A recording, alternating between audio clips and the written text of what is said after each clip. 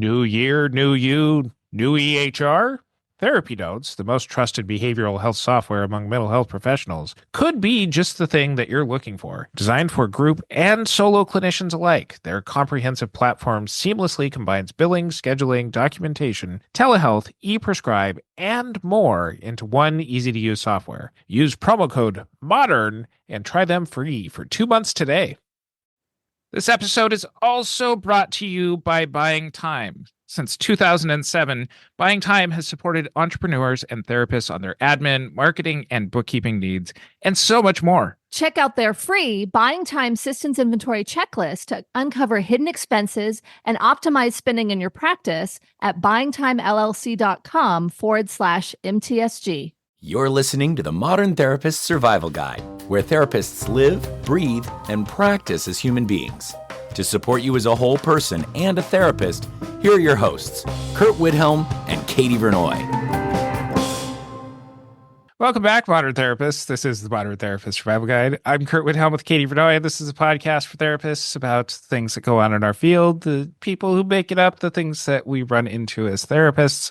And this episode is for those people who have maybe dabbled in some private practice sort of stuff and found out that they didn't like it, or those who are considering going into private practice and have a lot of maybe healthy qualms about, is this right for me? Well, there's many people who talk about private practice being the greatest thing ever and it being free of all of the horrible things that go on in community mental health and all of the demands of meeting contract payers and all of that kind of stuff, that private practice is not necessarily something that everybody enjoys, nor is it necessarily always the answer. And so Katie and I have accumulated through some of our observations of our friends, our colleagues, and also some of the Facebook group commentary around why don't people like doing private practice? And if you're making it through the end of the episode, what are some of the things that can be done at each of these steps that might help to be able to address it? So we at least are starting this off with a list of 13 reasons why people don't like private practice. But Katie, you're the one who kind of accumulated these first. I'm going to let you run most of this episode. My first place to start before we get into the 13 reasons why, there is an entrepreneurial tendency to say being a business owner is amazing and I'm living the dream and I'm passionate about what I do and this is awesome and I get to see, 12 clients a week and do yoga and do all this stuff, and there's this mythology about what private practice looks like. We've talked about this in other episodes, but it puts forward this idea that we all love it, that it's amazing. And if you don't love it, you're doing it wrong and there's something wrong with you. And so the reason I brought this to you, Curt, because I feel like this is probably going to have a million links in the show notes to other episodes where we've talked about pieces of this. Is it possible just to link to the entire back catalog of Modern Therapist Survival Guide? Potentially. And we'll hopefully be able to share for our Throwback Thursday an episode that is especially relevant to this. But I feel like it is really important to remind all of us that being a business owner, being a therapist that has a private practice is a job. It can be a calling too. I'm not going to argue that we have a lot of meaning in this, but it is a job. And so some of the reasons that came up there, as well as the conversations you and I have had and the experiences we've had over the years, are reasons why most people don't like having a business or struggle to be a therapist. I want to start with hope. I think a lot of these things are addressable if private practice is actually your path, but I also want to acknowledge private practice isn't for everybody. You and I, we come from different generations. You're Gen X, I'm millennial, and I think that this is something that particularly my generation seems to have been hit with growing up, is turn your passion into a career, into a job. And I have largely come to the conclusion that that is just terrible advice. And for a couple of reasons, whether it be being in private practice, whether it be why you're in this field in the first place, or any field at all, is that first and foremost is that allows employers to use your passion against you, especially when it comes to things like wages and that kind of stuff, because you're doing it because you love it. You're in it for the outcomes, not the incomes, and all of that other BS that just kind of leads to being exploited. Maybe your advice should be pick like your fifth or sixth biggest passion. Use that as kind of your reason. So that way you're not expecting all of your fulfillment to come out of everything that you do day in and day out.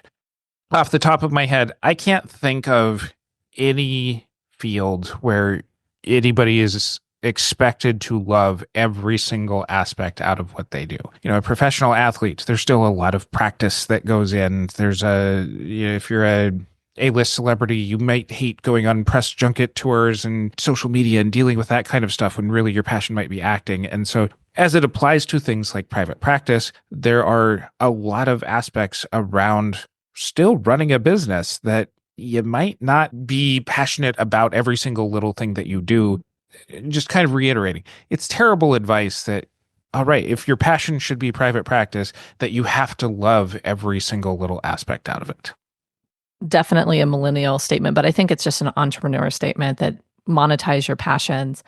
I found that advice is harmful to me because then I spend all of my time worrying about making money, and all the anti-capitalists are like, yes, we've monetized our lives. This is horrible. And it's really bad for my mental health because then I can never turn off. Because if I'm doing something that I love, I have to think about how to make money from it. So I don't want to belabor that point too far, though. And then one more thing is it also takes the fun out of it when it becomes something that you are seeking out money for. Yeah, it becomes a job. So moving into the first and least surprising reason that folks do not love private practice, financial instability. It's a business. You have to put yourself out there and charge a certain amount of money and make money. And you can't, especially initially, predict how well you're going to be at getting clients, keeping clients. There's things to work on with that. But in any business, it's really hard when your money is going up and down and all over the place, and you're expected to live like other folks who have a W-2 salary or consistent hourly wage. Way back when Katie and I were coming up with the idea of doing a podcast and the various things that we do together, I had commented to you that I think that the number one way to make money in this field is to marry somebody who already has money. And it very much speaks to this financial instability and a lot of the commentary that I see online that, at least initially starting out a private practice, many people do have the benefit of having a spouse with a stable job that does allow for some of that financial risk taking. And that's a privilege that a lot of people who come into this part of the field have in order to be successful. I know that at least when I first dove into private practice, that was a privilege that I had that allowed for me to really be able to craft things in the way that I wanted them to be. I don't know that I would have been able to do it if I didn't have a spouse who had that stable job at the same time. And I think that this is where we've had a number of episodes in the past where you don't necessarily have to dive headfirst into only doing private practice, and it's something that you can ramp up and find kind of a balance of once you've reached a certain level of stability or predictability that you can jump in. But that financial instability, especially in the first year, but even the first couple of years until you get used to kind of the seasonal aspects, the summer slump, the holiday slumps that can end up happening, where you get into kind of all right, I know that I have to put aside some money so that way I have regular income or the regular ability to pay bills when there is kind of seasonal aspects of things. I also remember back during the Great Recession when a lot of people cut therapy as a luxury at the time because people were losing their jobs. That wasn't just seasonal. That was for a couple of years there where a lot of people in private practice were facing some of that instability as well. Not only does Therapy Notes offer everything you need to support your clients, they also offer outstanding customer service to their users. With 24/7 live customer support, assistance is never more than a phone call or email away, ensuring you have all the assistance you need to focus on what really matters most to you, your clients. Use promo code MODERN and try them free for 2 months today. We have several episodes that go into managing your money, budgeting, that type of stuff. So I'll link to those in the show notes over at mtsgpodcast.com. I want to acknowledge that getting to a place of relative financial stability, especially when starting out at private practice, you mentioned the privilege of having a second income. Probably with that income comes another one of our reasons why folks are nervous or don't like private practice is they don't have benefits. They don't have paid time off, those types of things. All of this kind of flows together. And I want to acknowledge that there's also an able-bodied privilege in being able to work a full-time job and start a private practice to meet the financial needs. I was able to do that for both of the reasons. I was more able-bodied when I started my private practice. I also had a second income and I had a full-time job that paid me well. So I had a lot of things where I could build up my private practice slowly, design it the way I wanted it to, all of those things. And I hear a lot, especially in groups where there's clinicians who have chronic illnesses or disabilities, where that's just not possible. You can't see a bazillion clients a week. You can't do it. So I don't know that there's a way around that. And I want to try to support folks who want to be in private practice because I think it can be a good career for folks who have medical concerns. It's looking at how does that work so that you can have enough income as well as the benefits that you need. So these are real issues. And I think this episode, we're already, ways in and we've only gotten to the first couple of reasons. But I think this is the biggest thing for folks to really think about is the finances, and being a business owner doesn't work for everyone.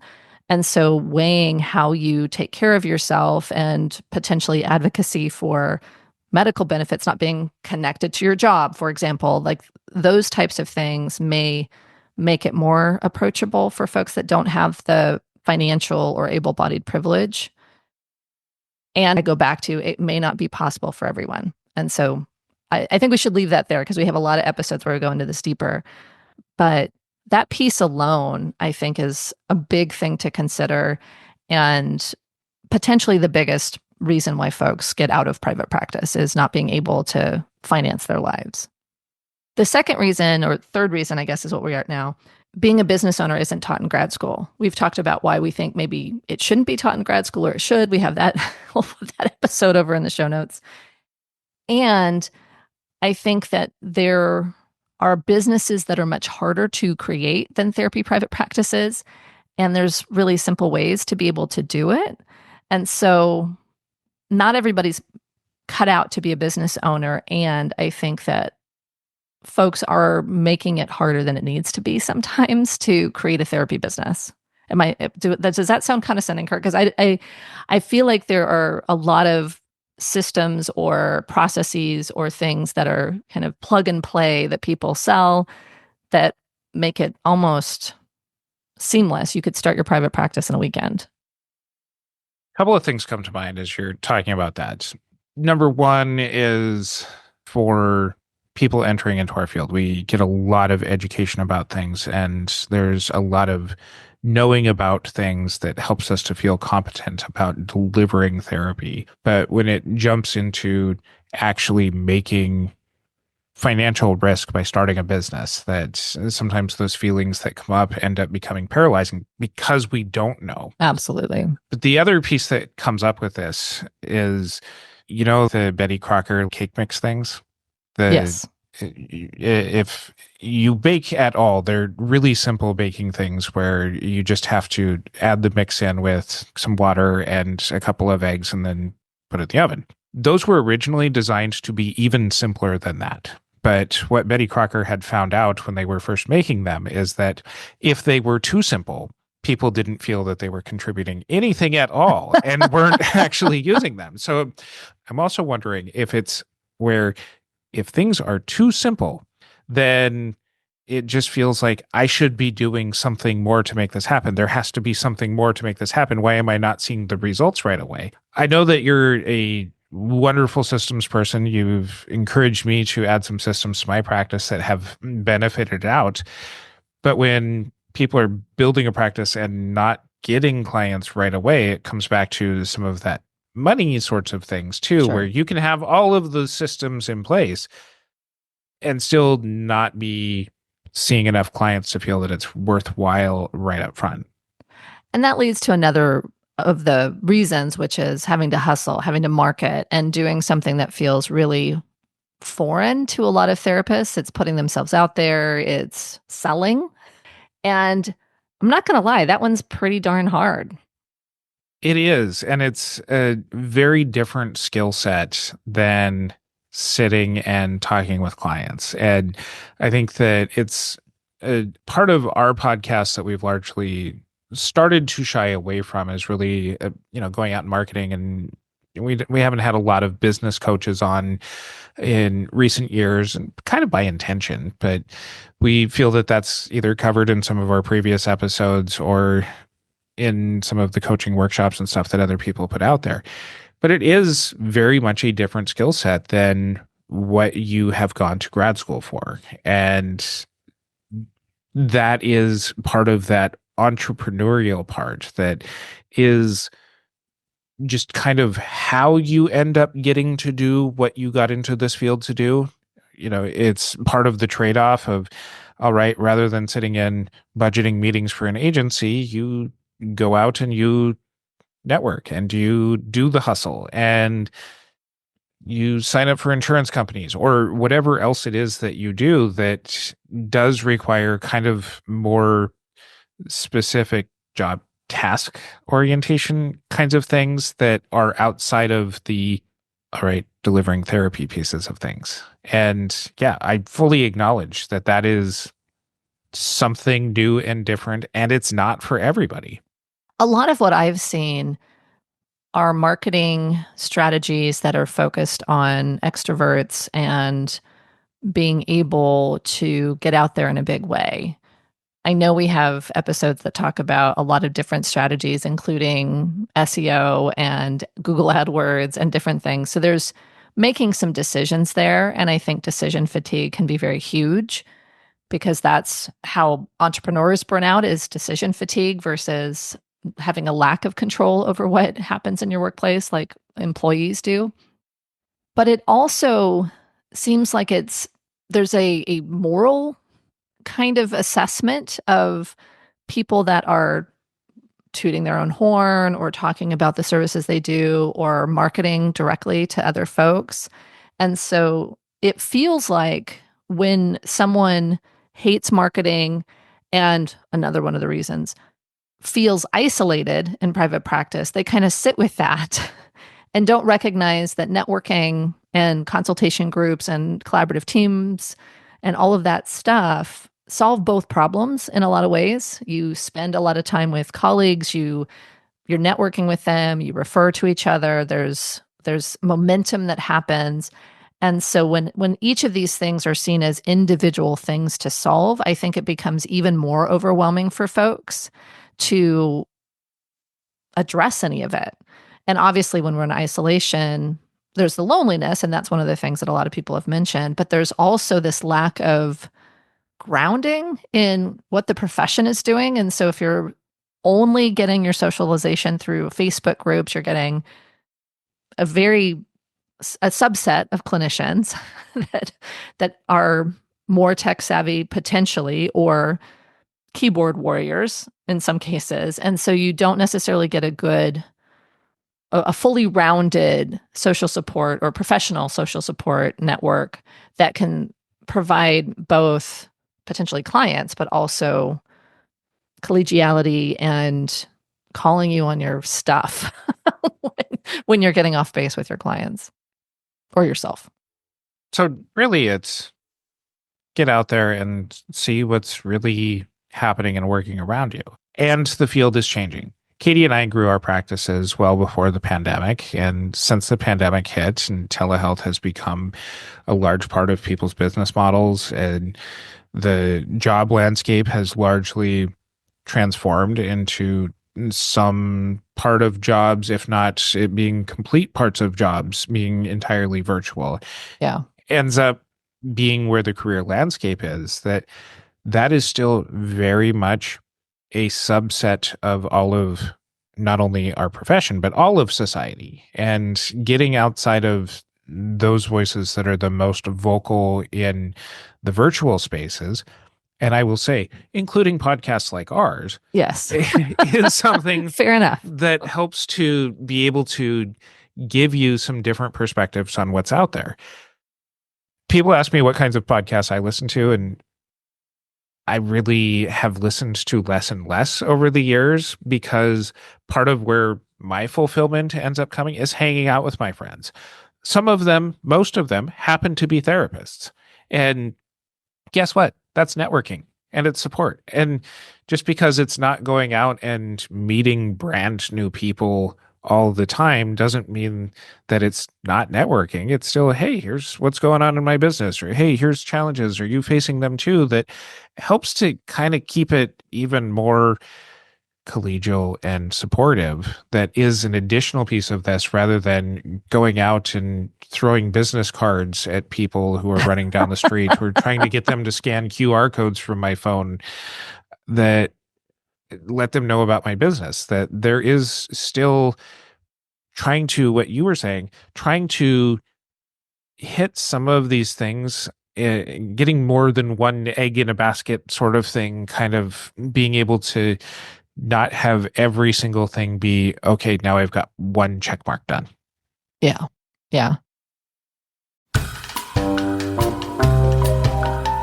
When you hire Buying Time, you get an entire team of accountable, knowledgeable virtual assistants with different specialties. It's a pretty amazing one-stop shop for your business needs. And I should know, I've been a happy customer of Buying Time since 2015. Buying Time has helped me and other therapists with admin and client customer service, finances and bookkeeping, including sending out invoices and super bills, setting up automated systems to take care of clients during onboarding, marketing, websites, social media, blogs, newsletters, and a whole lot more. Buying Time believes in streamlining, efficiency, and being cost effective, so they help you to regularly evaluate systems to make sure you're not paying for programs and platforms you don't need. And they put together a free systems inventory checklist to help all of us to uncover hidden expenses and optimize spending in your practice. Go to buyingtimellc.com/MTSG to get your free checklist now.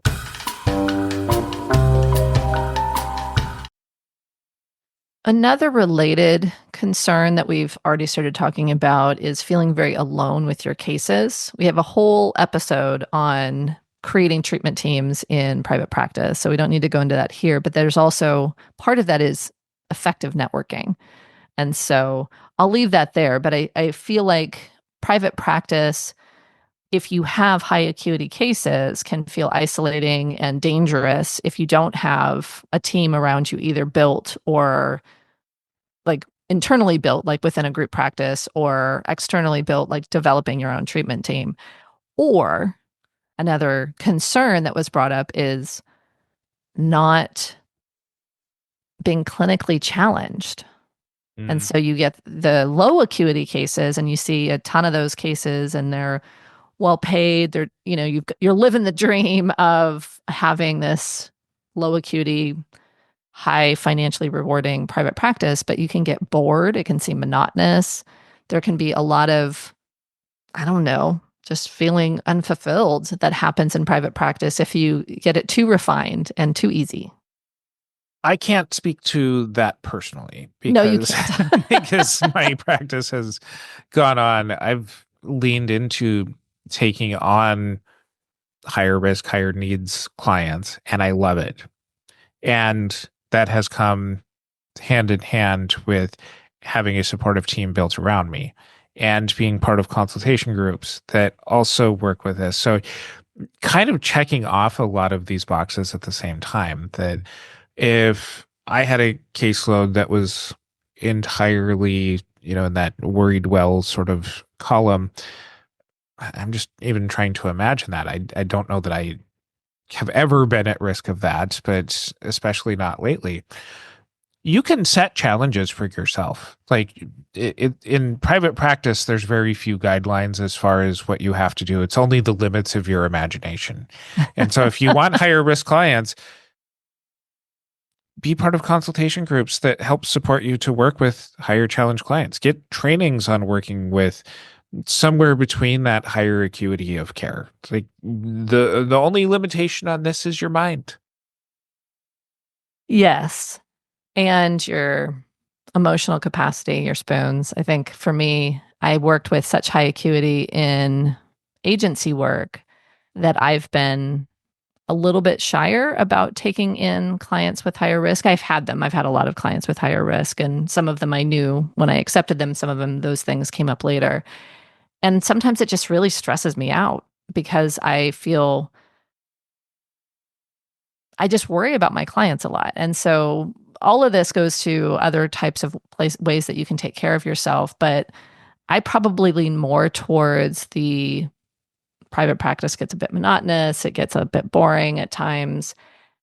And I'm mostly okay with that as long as I've built up other things to make my life more interesting, like a podcast and for a while a conference and other types of consulting and those types of things. So I've built out other professional opportunities to be able to keep my interest and develop meaning. I know that there's been times in my life I've also had big personal goals that have helped with making me feel like I've got meaning and purpose in my life that was separate from my job that I had created for myself. You've taught, which I think is another thing that you really love and have been able to incorporate in to keep the monotony or the boringness out. So I think there's a lot of ways to push back against that monotony or boring nature. And you have to be willing to step out, because I think some folks will get burnt out or bored with private practice and do one-on-one coaching and wonder why they don't feel any better. And we have a whole episode on that, so we won't go beyond that. The other thing that you just said that was, I think, pretty interesting is that there's no real limits on private practice except your imagination. And you and I both are on the California Association of Marriage and Family Therapists Ethics Committee. We're not speaking for them. This is not part of that. And you're a law and ethics expert overall. So we know that there are legal and ethical boundaries to what we can do in private practice. But it does feel like there's not a lot of accountability. And this is one that was not in anything I read. It's just something I've seen. If you don't have accountability and the systems are not in place, or you're feeling overwhelmed, or life happens and there's nothing outside that you feel to keep yourself on track. For some folks, that means pretty unruly practices, getting behind on progress notes, not billing. I've seen people who forgot to bill their insurance billing for months in the coaching that I've done. It can get pretty overwhelming. And then when you're behind or you're not, things are kind of in disarray, there's nobody that's really outside looking at you. So you start, I've seen this anyway, you start getting this external, like you become your own boss, yelling at yourself. And there's the mental load of carrying that and the shame that builds up around it. And so to me, I think that is a vicious cycle that happens within private practice, where I've now stopped doing the things that I know I'm supposed to be doing. Nobody's watching me. I'm not getting in trouble. There's not that external motivation, and I'm just feeling really bad all the time and feel less like doing the things I need to do. And so private practice feels really horrible. And I think that there's also a larger piece of this in our field altogether, which is once you get licensed and you get through your first couple of years and you can start supervising, there's overall very little as far as guidance, as far as clear-cut career progression. It's get licensed. There's a bunch of hoops to get through for that. Before that, there's get through your graduate school. There's a bunch of hoops to get through that. Get to a couple of years post-licensure, you can supervise and then practice for 40 years until you retire. Like, once you hit that 2 years in, you've hit kind of the top of your licensure for many aspects of the fields. There's very few things where it's, okay, get to 5 years and then do this, or get to 10 years and do this. But kind of in a very similar way with what you're talking about when it comes to private practice is that when there's nobody making you do things, if there's not the gamification where it's you must do this, then it's very easy to just fall into, well, I'll do the things that I like to do until I have to do them. And usually that's when a licensing board and ethics committee, the IRS, your state tax board, somebody who's got some teeth will make you do something. It's self-discipline in a way to do the things that you don't have to do and when nobody's looking that really makes it to where, yeah, you have to do them. And that's not something that everybody naturally has. And it's something that it does take being accountable to other people and talk about, oh yeah, this is stuff that I have to do. This is me paying not only my quarterly taxes, but my monthly taxes. And knowing that other people are doing this too, that kind of helps to instill some of that self-motivation to doing it to be able to get there. There's a lot of support and authenticity that I find in some of the Facebook groups therapist Facebook groups that I'm a part of. And then there's this other element of having the folks around you in this, I'm a mess, nothing's working, it's so hard. I'm super behind on my notes. I haven't paid my taxes. It's normal. Nobody's doing this. That puts you into this bubble of venting and normalizing failure. And I believe there are a lot of us who are doing what we need to do. And some of us do it naturally, organically. We have it within us. Some of us need accountability partners or body double or something to get some of this stuff done, or delegating and having a bookkeeper and an accountant and those types of things as you've moved along, making sure that you're paying what you need to pay or doing what you need to do. And so I feel like there's this need to really put forward, who am I spending my time with? How am I taking care of myself? Because when I was spending time around a lot of entrepreneur type folks, not therapists necessarily, who everything was amazing and wonderful and I'm living the dream, I felt less than, and I felt like I wasn't doing a good job, and it felt really overwhelming, and I felt like I was going to fail. When I spend time around folks who are super authentic, and this is really hard, and it's going to be the biggest challenge in your life, and I've not done a note in 27 years, whatever it is. Mm-hmm. I feel like I've also gotten to a place where I've lowered my own standards and given myself some compassion, but potentially also set myself up for that very negative internal monologue of, I can't do it, I can't do it, I can't do it. Nobody can do this, I'm done. In our Brand Called You workshop, we talk about the people that you surround yourself with tend to be the ones that are a reflection of who you are, or that you become a reflection of the people that you surround yourself with. Sure. And I think especially in online spaces like Facebook groups, where some of these less than functional behaviors end up getting reinforced, can be something that does normalize those behaviors that you're talking about. And it's never easy to face, hey, here's a space where I'm showing up less than. But if it is something that does reflect better on the kind of business owner that you are, the kind of therapist that you are, hang out with better people. Find better friends. Find better friends. But that's also the benefit out of networking. That if you're 5 notes behind rather than 400 behind, you're putting yourself into a less unethical position. Sure. But I think that that's, again, one of those things where networking and part of the schmarminess out of it that some people don't like, that hustle piece of it, is networking isn't just about going out and selling yourself and selling your business and saying, hey, send clients to me.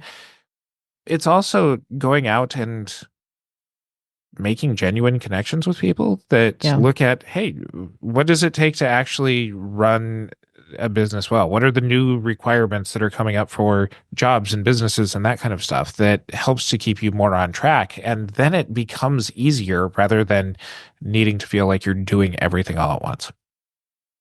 So we're getting very, very short on time. And there's just a couple more things that I think I can mention and direct folks to our back catalog.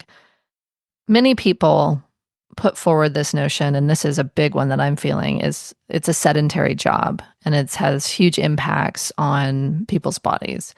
We have an episode with my physical therapist, so I'll link to that in the show notes. And I think that there are things, and maybe this is something that we can revisit for an episode.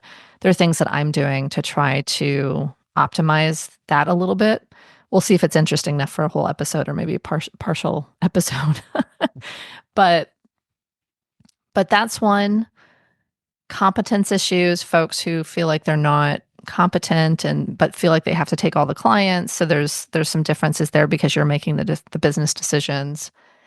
And the last one, which we've kind of talked about, but I want to just put a kind of a little button on this one, having moral or other qualms around charging a high fee. And when you are able to command a high fee and feel comfortable to charge it, that can help with a lot of the concerns that we're talking about.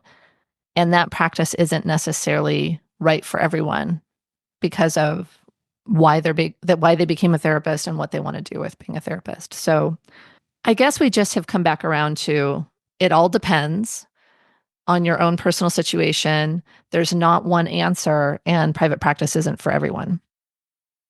Yeah, when I was first looking at this list before we started recording today, I commented to Katie that this is something where it's not a yes or a no thing. There's a lot of different factors that go into it, and it has to be kind of a very personalized decision. Some of them are going to come from a place of privilege. I acknowledge that it's not equal for everybody, and that's part of the reality of where we're at as a society, as a profession. And until that changes, you have to look at all of these 13 reasons and probably more that we're not even thinking about and say, is this the right decision for me? And some of it is going to be around competency to run a business. Some of it is going to be really just about the nuts and bolts of financial things. I have a very good friend that I have been friends with since grad school, who by all means is privileged in just about every single way. And I asked him recently, why don't you want to run, your own thing? Why not go out and start something? And he confided in me some aspects that made sense for him to remain an employee where he's able to practice at the top of his license. And it makes sense for him. This doesn't have to be for everybody. You don't get a plaque that says you made it in private practice. You get, a dog park named after you. You can go and make success wherever it is that you want to be. Yeah, we've come up with a bunch of ways to address some of these things in either a one-by-one way or being able to knock a few of them out together. And that's still not going to be for everybody. And that's okay. Like, go and find the best fulfillment that you can. If your job in a group practice or an agency somewhere is you can get 100% satisfaction out of 80% of satisfaction, get 100% of 80%. Because if you get 3% out of 100% satisfaction for private practice, you're not doing better. You're doing much, much worse. Private practice is hard, but if it's too hard, you don't have to do it. Yes. We'd love to hear more of your commentary. Let us know on our social media or in our Facebook group, the Modern Therapist Group, if you have further thoughts on this. If you think that there's stuff that we're missing, we'd love to hear that kind of feedback. And you can check out our show notes over at mtsgpodcast.com. We'll link to all of our back catalog in that. And until next time, I'm Curt Widhelm with Katie Vernoy. Thanks again to our partner Therapy Notes, the highest rated software for mental health professionals. Don't forget to use promo code MODERN for 2 free months and make the switch today.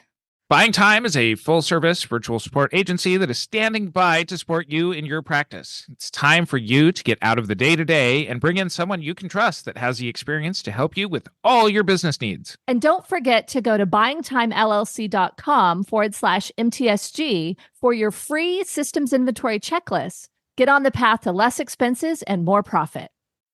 Thank you for listening to the Modern Therapist Survival Guide. Learn more about who we are and what we do at mtsgpodcast.com. You can also join us on Facebook and Twitter. And please don't forget to subscribe so you don't miss any of our episodes.